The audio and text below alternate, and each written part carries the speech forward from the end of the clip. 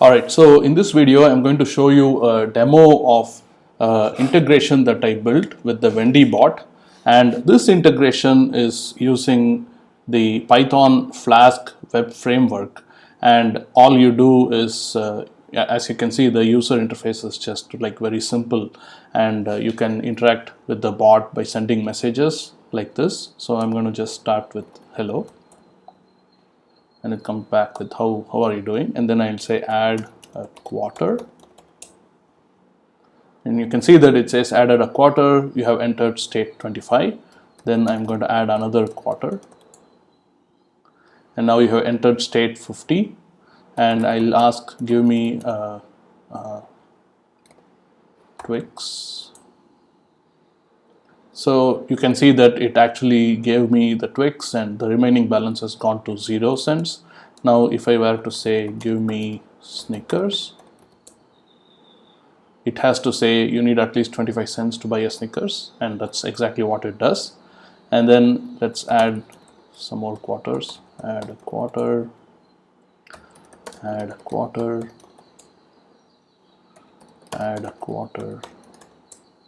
So now we are in 75 cents balance, so I'm going to say give me Kit Kat. Again, so the Kit Kat is 75 cents, so the balance has come back down to 0.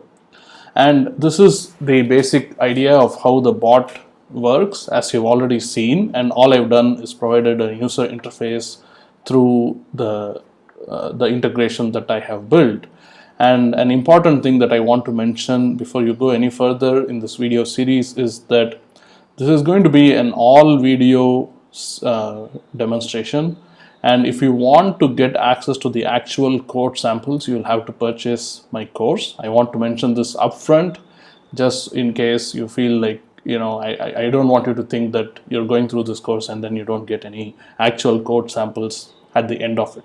Having said that, I will actually be showing you all the code, and I also think that a fairly competent and somewhat experienced Python programmer, you know, who's being able to use the Flask web framework, should be able to just look at all the principles that I'm using in this video series and be able to reproduce everything that I have created here. It's a very simple example. I deliberately made it in such a way that it's actually very easy to explain, rather than probably the best way you would do the integration, which means that by following all the steps that I'm laying out here, you should be able to create your own integration, and people who don't have the time to do that can go ahead and purchase my paid course.